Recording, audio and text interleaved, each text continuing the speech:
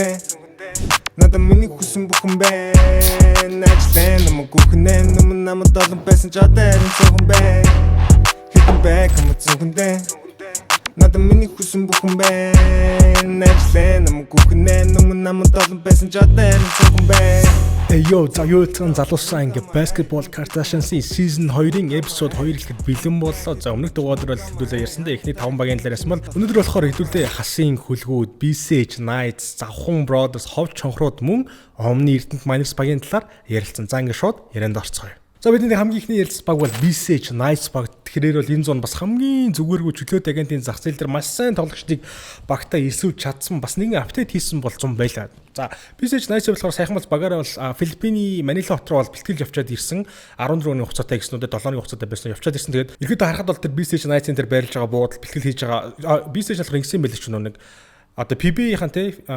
Филиппинийн лигийнхаа л нэг их сургуулиудынхаа одоо манай Монголоор бол муус шүтээс сизис ч юм уу те ингээд сайн сургуулиудтай нь тоглосон юм бэ лээ. Тэгээд тэр бол гэхдээ тэр аяллыг би нэг бодож үзэхэд багадаа 100 сая төгрөг харагдчихжээ тэр онгоцны тийз тэр буудал тэр тамирчдыг яасан гэсэн гэдэг тийм байна. Хүн дээрс нь BCH Knights-ийн одоо багтаа ирсэн хамгийн чухал тоглогч бол та бүхэн уусаа санаж байгаа Jordan Tolbert. За Jordan Tolbert нь болохоор миний олж мэдснээр бол сарын 14,000 цалинтайгаар бол BCH Knights багтаа бол нэгдсэн юм байл. 14 ч одоо монголоор 45-аас 46 сая төгрөг гэсэн хөвчтэй сарын шүү.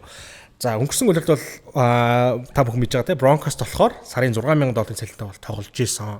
За тэгээд Tolbert нэг бас хөгжилтэй юм нь болохоор Mongolia-ста бол ингэж байгаа байхгүй миний сонсоод бараг л нэгдсэн байсан гэдэг байгаа байхгүй. Mongolia-с бол бараг л бат орцсон гэдэг байгаа. Гэхдээ яг сайн бүр яг гэрээгээ зурхих нь Mongolia-с бас сарын 14,000 цалин тавьсан. BCH адилхан Mongolia-с адилхан. Гэхдээ яг яага BCH-ийг сонгосон магадгүй арай бас энэ жилийн бүрэлдэхүүнүүд chance нь бас сайн болохоор сонгосон болов гэж би бол бодсон. Тэгээд Mongolia-ыг бол айхтар кроссцсон доо. Ер нь бас импортууд бол ийм кроссдаг бол тохиолдлууд бол хэд гараад байгаа. За энэ BCH-ийн дараагийн танилцуулга тоглогч бол мэдээж Ганбаатар. За Ганбаатарын хувьд болохоор Nice баг бол баг хэд юу вэ? Сүүлийн 3 4 жил араас нь хөөцөлсөн гэсэн. 3 жилийн өмнө бол бараг л оронгоо шахсан гэж хэлээ. Гэхдээ ямартаач тэд бол эцсийн эцтэй амартаач авах хөстэй хүнээ бол авч чадсан. Ганбаатар бол тэдний дутагчсан дээр 4 номер дээр бол төгс зогсно гэж би бол хэлнэ. Мөн дээрс нь тэдний дараагийн эсвэлж чадсан тоглогч бол Сугар Очир. За мэдээж маш өндөр хөдөлгөөн сайтай төв. Угаасаа та бүхэн мэдж байгаа. Тэгээд Tolbert тэр хоёр ч хоёулаа яг би ингэж бодоод байгаа. Эхлээд Сугар Очирыг бас эсвэлж чадсан нь болохоор Tolbert-ыг яваад нөлөөд үзүүлэх гэж би бол хараад байгаа. Ягаад гэвэл тэр хоёр ч хоёулаа нэг юу таахгүй эйженттэй байхгүй. Тийм учраас хоорондынхан дээр бас харилцаа магадгүй арай өөр байсан бич магадгүй учраас бас Tolbert-ыг бол BCH Knights авахд бол нөлөөсөн байж магадгүй. За Сугар Очирын хувьд болохоор энэ жил бас rookie статустай тоглоно. Тэгэхээр энэ жилийн rookie бол угаасаа амар болно. Угаасаа тодорхой. За мөн дээрэс нь бол тэд базар гүрийг бол тий одоо бүгд мэдж байгаа ч 450 сая маяас. За одоо тэр яриаг бол хэдүүл ард орхи. Ямар ч түүний болохоор Сэлэнг Бодонс багаасаа за гарсан гэхүү энэ дэр бас нэгэн тайлбаруудыг бол явуулсан. За энэ дэр бол бас одоо би уг нь бол BCH Knights-ыг ярих хэрэгтэй. Гэхдээ яалтчгүй одоо Сэлэнг Бодонсын тухай ярихаас арга алга. Ягаад гэвэл энэ болохоор базар гүртэй холбогдож байгаа учраас. За миний бодлоор бол гэхдээ багийн пэйжэс ямар нэгэн гэмт хэргийн зөрчилтэй үг нь яг шийддэггүй тохиолдолд ямарваа нэгэн хувь хүнийг бол гэмтэргийн шинж чанартай үйлдэл гаргаад багаас хассан гэдэг мэдээллийг бол би бол хийж болохгүй гэж бодож байгаа. Энэ бол миний л бодол шүү. Та бүхний бодлыг бол би бол доор комментт бол сонсомоор миний бодлоор бол хувь хүнийг бол шууд тэгж ил задгаад тийм багийн official page-ээрээ ингэж гэмтэргийн шинж тиймэрхүү үгсийг ашигласан постыг нь миний хувьд бол үнэхээр зохимжгүй ёс зүй гэж миний хувьд бол бодож байна. За ямартай ч тэгээ базар гүрийн болохоор одоо BCH Knights багтаа бол тун сайн харилцаатай байгаа юм бэлээ. Ерхэд багийн ойлголцол тэр хоорондын юу гэдэг те одоо атмосфер vibe ч юм уу ерхэд BCH Knights-аар бол тун дайггүй зогсож байгаа гэж би сонсон шүү. Тэгээ ямартай ч энэ үйлрэлт нь бол амжилт төсөөд өнгөрсөн бүхнийг бол би бол мартаарай л гэж хэлмээр.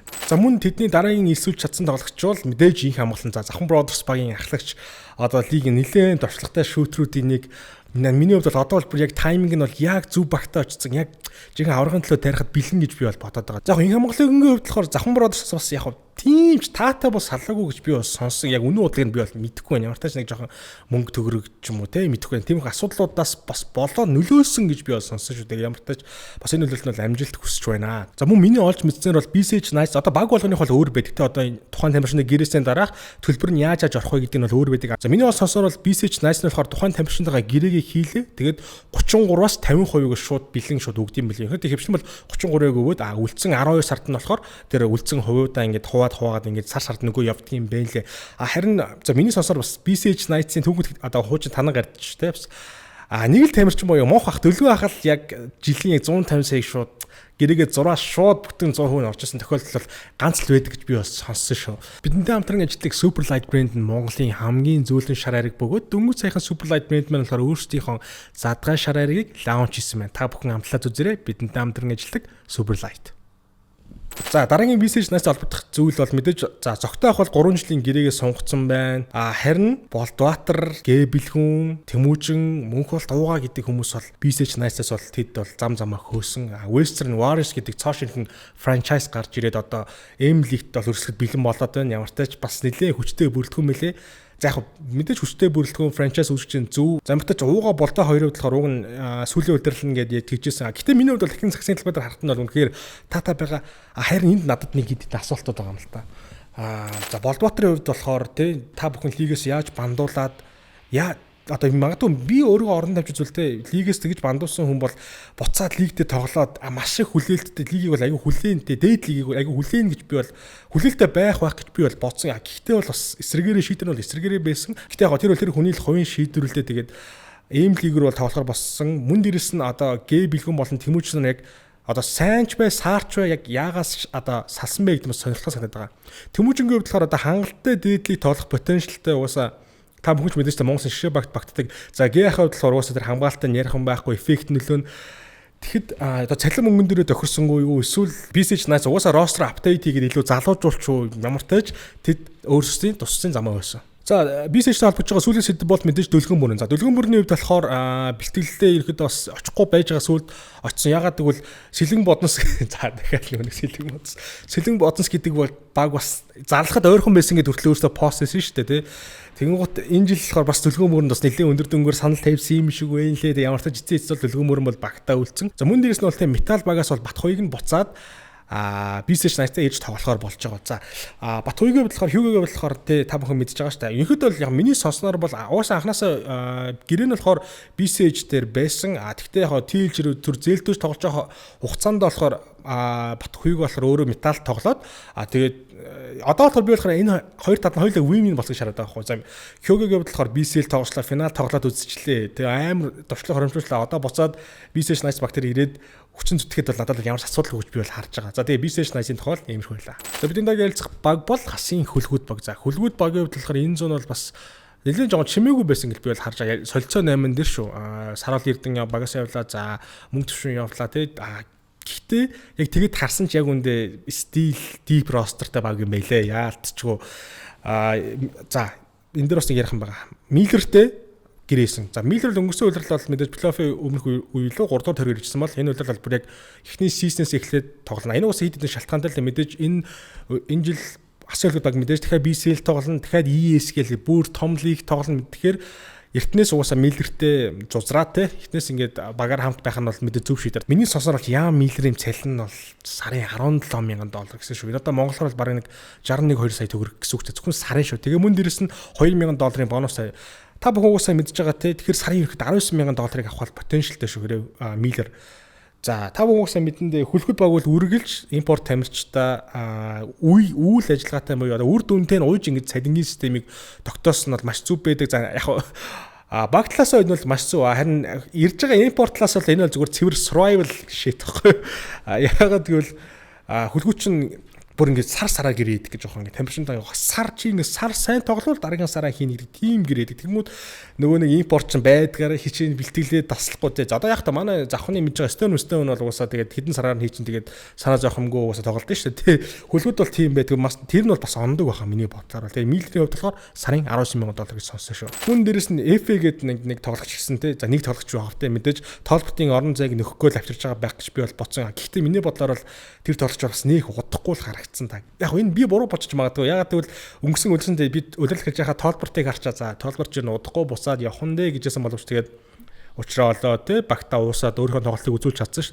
Тэнтэй адилхан бас яг тухайн тамирчин маань болохоор бас те уусаад сайн тоглолт үзүүлэх бол үүсэхгүй. Ямар ч тач би тэр тамирчнаар илүү одоо удирдахлаар тоглолтууд гарсны дараа илүү дэлгэрэнгүй танилцуулъя. Өмнө CV-ийн ямар байсан, хаанаа ямар тоглож исэн гэдгээс нь би илүү тодорхой ярих гэж би бол бодож байна. За мөн дээрээс нь та бүхэн санаж байгаа энэ үйлрэл бол Том Ях бол тэ амарчингийн подкастт бол орсон. Тэр подкастаар болохоор бас хэд хэдэн тоо баримтуудыг бол хэлсэн л дээ тэ. Миний бас сонснууд нь болохоор за Сеги бид хэдийн цалин бол тэ нэг сарын 30 сарын уучлаарай жилийн 30 40 сая байдаг аа гэдэг. Тэнгууд би харчаад ваа тийм чинь боломжгүй юм биш үү гэж бодчихсон чи яг сүүл би нэг юм сонссон юм бол тэр нь болохоор за Сеги Ях, Том Ях за тэгээ Пүрэв Дорж гээд одоо тасалжуулагч байсан. Одоо үйл ажиллагаа хариуцсан ерөнхийлөгч нь болохоор хасын хөлгүүд багийн тэр гурван маань нийлээд хасын хөлгүүд багийн 10% хувьцаа эзэмшиж гэж би бас сонссон. Тэгэхээр хас коммент хасын хөлгүүд багийн бүхэн хөлгүүд багийн 10% хувьцаа эзэмших гэдэг бол би бол тийм байвал тэгээд сарын ингээд одоо жилийн 30 40 саяын цалин авсан ч би бол харамсахгүй. Би бол тэн дээр бол нэг юм ярихгүй. За сарын ч байгаа гэдэг би яг сүүл нэг сэлгэн бодносын 5-ын цалин нэг бодож үзэхгүй 12 сараар чинь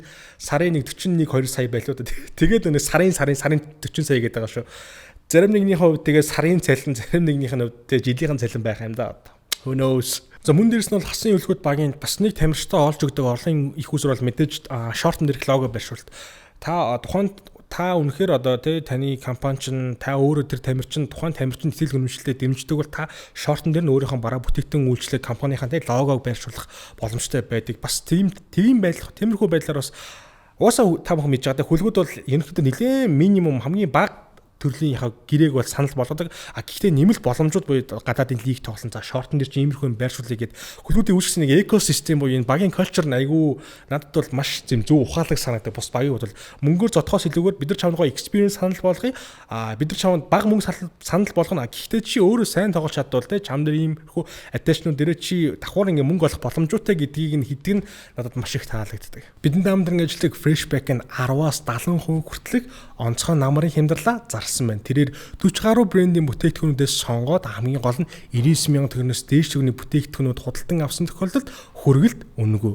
Freshback is for you. За бидний даамтран ажилдаг Freshback. За бидний дараагийн ярилц баг бол Omni Эрдэнэт Miners. За та бүхэн шууд сонсож байгаа үстэй. Omni гэдэг цоо шинэгийн спонсортой бол болсон. За энэ спонсор бол орж ирэхэд хамгийн том пүшилсэн, хамгийн том тусалцаад үзүүлсэн бол миний бодлоор бол баяр цог тасалж болгоч. Ягаад гэвэл өмнө нь итүүгэн ирвсүүд багч нь Omni итүүгэн болсон байсан ш. Тийм учраас ерөөдөө Omni болон баяр цог тасалжуулагчийн хоорондын collaboration хамтын ажиллагаанууд л уус Эрдэнэс явж байсан учраас Эрдэнэт Miners-ээр бол орж ирсэн бол би бол гайхгүй байгаа.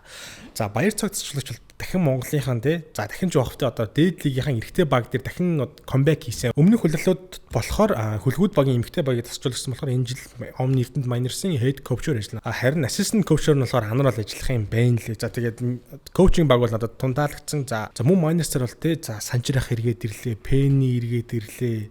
Ерөөдөө бас баяр цогцолж бол шамнараа нэлээд цуглуулах гэж бол харагдсан. Миний тэр ростер харахад бол за Penny-ийн хувьд болохоор ийм байгаа. Та бүхэн санаж байгаа авраг авсны дараа жил нь Penny нэг юм сарууга бэртэж нэг юм гипстэй яваадсан шүү дээ. За яг тэр жилчин баггүй. Тэр жилчин болохоор Penny Miners-аас нийт $20,000 авлагатай байхгүй. Мэдээж энэ жил болохоор тэр авалгаа авсан байх. Мөн дээрээс нь тодорхой хэмжээний за одоохондоо би бол дүнгийн бол мэдж амжаагүй нутгүй мэдхээр бол бас задлахыг хичээн $20,000 юм бол авлагатай байсан. Тэгээд тэр авалгаа бол нэгт бол авсан байх. Уус авч иж гэрэх байх Penny-г хувьд. За санжирах хувьд болохоор бас боднос за нөгөө боднос бас нилээ авах гэж үзсэн юм байлаа санжирахтаа. Тэгээд ерөөхдөө бол тохиролцоогүй Miners руу бол явсан юм байлаа. Miners руу бодон сууж байгаа. Miners руу бол орсон юм байна лээ. Харин King Ганагийн хувьд болохоор яг өөрийнх нь хүслээр бол Ace Chips баг руу явсан. Харин зөрүүлээд мэдээж өөрийнх нь Chef Draft-ийн номер 3 нэм цогтыг авсан л та. За мөн та бүхэн харсан бол тийм метал баг дээр бол Media Day дээр нь бол уусаа баясаах байгаагүй. Харин баясаахын стори бол нэг юмрхүү байсан л та. За энэ стори дээр болохоор уусаа Miners баг маань болохоор одоо хятад бэлтгэлээж байгаа. Тэгэхээр тун удахгүй за баг энэ бичлэг маань дөрөвдөг цацагдана гэхээр энэс ч өмнө баг Miners баг инх хойсглан ахыг бол бараг зарлч байх гэж би бол бодож байна. Тэгэхээр инх хойсглан ах бол дахиад бас баяр цог тасалжуулахын удирдлаганд ор ирж байна. Тэгээ би яг энэ багийн нэг юм потенциалтай гарааны тавтыг бодож үзэхгүй юу. За нэг дээр нь за Vodka гарч байгаа. Хоёр дээр нь за санчирах. За гурав дээр нь Penny, дөрөв дээр нь баясаар. За тэгээ тав дээр нь хоёр ч юм уу те. Ингээ харангуйцвал Аз импорт юм. Ингээ харангууд энэ багч юм бол үнэхээр тоглоомонд бол ороод ирлээ. Deep үнэхээр бас deep roster надад бол харагдчихлаа. За мөн дэс энэ зун бол баяр цогцолжуулагч болохоор биндрээд шүү хэрэг авах гэж болсоо нилээл үтсэн гэсэндээ хөлгүүд дээр бол тэр ч уусаа итүүгнээс тоглож байсан шүү дээ. Тэгээд баяр цогцолжуулагч болсон авах гэж нилээл үтсэн юм шүү лээ. Гэхдээ яаль ч хөлгүүд баг энэ тэр гэрээний хийсэн одоо нөхцлүүд ч юм уу угаасаа болохоогүй юм шиг байна шүү. Гэтэ магадгүй тэ ганц өрөжлийн дараа бас Miners-аас харахыг бол үгүйсэхгүй. За мөн дээрээс нэг ийм яриа бол маш их гарсан. Баяр цог тасалжуулагч өөрийнхөө 3 шав буюу тэ эхний драфтроос 3 шавийнхаа дархийг бадчаад ингээд ямар ч багтаач 1 жилийн гэрээгээ дараа нь майнерс руу ирээ гэдэг нэг тим юм яриа бол гарсан. Тэр бол ихтэй бол үгүй юм байлээ. Жишээлбэл уус инх амар аль хэдийн металл багтаа 3 жилийн гэрээ хийцэн байна. За энэм зөвхөн болох майнерс байна. Дараа жил бараг өсгөөгчөндөө хов чонхрууд бол угаасаа аваад үлдэхийн төлөө нэлээ хөөрхөн бас мөнгө төлөөд аваад үчих барахыг би бол харж байгаа. Тэгэхээр майнерс багийн болохоор энэ жил бол тоглоомонд иргэн ирлээ. Плей-офф тэд угаасаа хүчтэй өөрчлөлт нь одоо хэдүүлээ ямаргүй импорт авчрахыг хэдүүлээ харцгаая. За майнерс болохоор юм байна. За бидний дараагийн ярилцах баг болохоор Сахан Brothers баг. За Brothers баг бол бас миний бодлоор бол not bad шүү. За хэдүүлээ шууд Stone-с эхэлчихье заа. За Stone уг нь ингэсэн. Солонгос тэд нар ч багаараа бэлтгэл хийсэн Сахан Brothers. Тэгэхэд бол Stone ирээд багийнхаа бэлтгэлд оролцоо тий. Тоглож ирсэн боловч манай нөхөр маань хил дээр ирээд бутсан байдгийн. Яагаад гэсэн чинь өнгөрсөн жилийнх нь нэг асуудал байгаа шүү дээ. Цагдаа дээр дуудаад их өөрөө одоо Монголын цагдааг үл ойшоогоод үл хүндлээд тэгээд хилийн хориг тавиулсан ш. Тэгээд цааш яах ингээд өдгөр ингээд тэгээд уг нь Stone-ийг цавхан нь авцсан тэгээд хил дээр бол цааш ирэхэд бол тэгээд нутаг буцаа одоо болохоор өвлөө хаанхын нэг Европын нийтлийг бас гэрээцэн л тоглож ийлээ. За Монголын сагсан бөмбөгт дахин нэг цоо шинхэн эзэн бол Сахан Brothers багийн эзнэр бол энэ бол санд сүрэн. За мэдээж багийн эзэн болно гэдэг маань өөрөө болохоор тий асар том үүрэг хариуцлага мөн дээрээс нь асар том мөнгө яригдчихэж байгаа. Ямар ч хөрөнгө мөнгө гаргахгүйгээр Тухайн багийн хувьцааг эзэмшүүд багийн эзэн болох уусаа боломжууд харин хитэн төгөр хитэн өөр осон гэдгийг бол би одоохондоо бол мэдэхгүй байна. Гэхдээ удахгүй бол бас мэдэх байх. За мөн дээрээс нь бол цаач мал яг хувь хүнээрээ ороогүй Airplane-гээ travel agency буюу аялын компанитайгаа collaboration хийгээд Сахан Brothers багтай бол нийтж байгаа юм байна лээ. Тэгээд бас нэлээд сенсацтай юм уу? Эсвэл айгуу тийм friendly ч юм уу тийм эзэн болох байх. Тэгээд бас энэ үйлдэл би бол гоё beef-үүд өсөж чинь багийн эзэдүүдийн тийм мэдээж нааб болон мөгчингдэгтэй адилхан тийм санжаа болон тэр гэсэн тийм би бол тийм багийн эзэдийн beef-ийг бол хүсэж байна. За тэг шинэ багийн эзэн орсноор болохоор Сахан Brothers багт ямар нөлөөтэй вэ гэхээр мэдээ social дээр Сахан Brothers баг бол жоохон унтаа тийм өхмөл байдаг. Одоо хүн болгол яг үнэ мэдэнтэй fan base нь ингээд social дээр ямар ч итгэхгүй. Харин энэ мэдээж ажиллагаанд орно. За мэдээж болохоор social дээр бол нөлөө за тийм байгаа. За импортуудыг болохоор ингэж байгаа. За Mackenzie Moore бол дахиж иргэнж ирнэ. Гэрэг айлтын хийцэн гэсэн Сахан Brothers багтай сарын $13,000 гэсэн одоо бас нэг 40 сая төгрөгөө тий. Мөртөө болохоор бараг юу season бишээ удирдал дуустал гэрээ хийцэн гэсэн удаа тэгж бол би бас сонссон байгаа. За мөн Миндахын хувьд болохоор S-Chips багаас гараад тэгээд Сахан Brothers багт бол нэгцэг одоо болохоор багийн капитан буюу тий ахлагч статустайгаар бол байгаа юм байлээ. За Циркагийн хувьд болохоор Bronx-ээр бэлтгэл хийж байгаад яасан боловч тэгээ ямар ч мөнгө төгрөгөөр тохирооч юм мэдэхгүй ямар ч бас Сахан Brothers багтай бол нэгцэн. За бидний хамгийн сүүлчийн ярилцах баг болохоор Хов Чонхрууд баг. За Хов Чонхрууд баг болохоор үнэхээр хаамбал юм уу эсвэл юм чимээгүй юу эсвэл сошиалчаар угаасаа юм итгэхгүй баг уу ирэхэд нэлээл чимээгүй л байх юм байна ш. Би уг нь бас энэ зүүн ямархуу за мэдээж өсгөөгдөө драфтын 2-оор авсан тэгээд за нэг импорт Японоос ирж байгаа ч юм уу тэгээд миний бодлоор бол нэг сошиалчаар нэг жоохон итгэхгүй байгаад ах шиг бэлээ мөн дэрсэн шинэ спонсорууд ч харагдахгүй юм. Тэгээд сошиалч итгэхгүй фэн бейс нь ч яг мэдээж цоошин баг цоошин франчайз дэдикт орж байгаа гэдэг нь болохоор үнэн.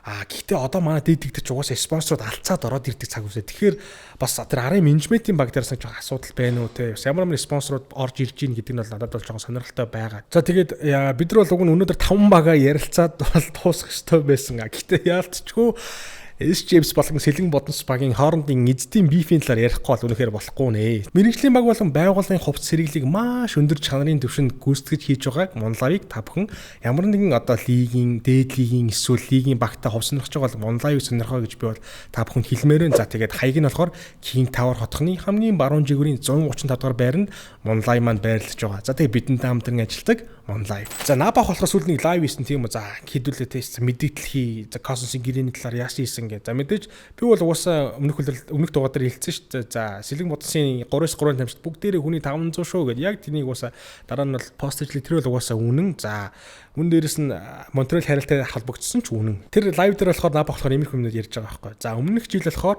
нийт 6 тэрбумын зардал гарсан гэж байгаа. Бодонс баг дээр за Cosmos-ийн цалин ороо бус багийн ороод шүү. Тэрнээс 4 тэрбум болохоор спонсороосоо босгож чадсан гэж байгаа. 2 тэрбум болохоор их цэвэр хасахтай. Яг өөрийнх нь яг өөрийнх нь карманаас цэвэр хасахтай гэж байгаа байхгүй.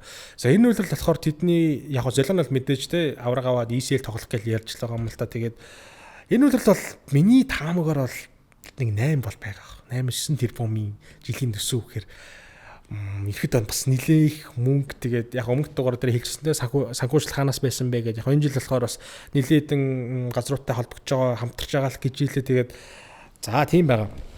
Тэгээ мэдээж өстэй энэ мөнгөчин дээ coin гаргалаа, Сэлэн Бодонс coin гаргалаа гэдэг бас постэр үзсэн байлээ. За хариуд нь болохоор за Apes баг юм болохоор ямар тоглогч ярилж байгаа гэхээр за Manimal хочийг та бүхэн мэдэх үү? Сэрээр сонсч байсан бол Star Community King гэдэг шууд тоолж байгаа биччихээрэй. За Manimal гэдэг бол Kenneth Farid гэж тоглож байдаг. NBA тоглож исэн, Denver тоглож исэн, за USC тоглож исэн. Тесрэлт бол уусаа амар тесрэлттэй. Одоо мэдээж яг хуу NBA-сээр болоод маш олон одоо л яг Puerto Rico-гийн лигт тоглож байгаа. Тэгээд Manimal байдаг Kenneth Farid бол Abyss багтай ярилцж байгаа гэж хэлээ шүү. За мөн дээрээс Montreal Harrell бол өнөөдөрхөн Австралийнхаа лигээс болчлоо. Тэгэхээр Montreal Harrell бас манай лигт ирэх боломжтой болоод байна. Харин та бүхэн ямар багаас харахыг хүсэж байна бас доор сэтгсэд үлдээгээрэй. За ингээ манай Basketball Kardashians-ийн season 2-ын episode 2 өндөрлөж байна. Powered by Airplane IT хөгжөөрөө тарайдаг байгаа. Мөн бидэнтэй хамтран ажилладаг спорт хувцас үйлдвэрлэл Monlive хөргөлтийн хамгийн том платформ Freshback. За мөн энэ дугаарашлыг бидэнтэй хамтран ажиллаж байгаа Super Зөөлөн, Superlight бид бүхэндээ хамтран ажиллаж байна. За тэгээд дараагийн дугаар уулзцаа. Түр баяртай.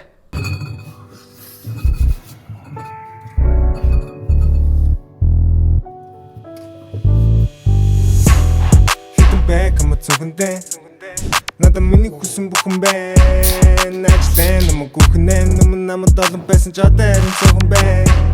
Hitting back come on, надад миний хүсэн бүхэн байна. Ажлаа намайг гүхнэн намайг долон байсан ч одоо харин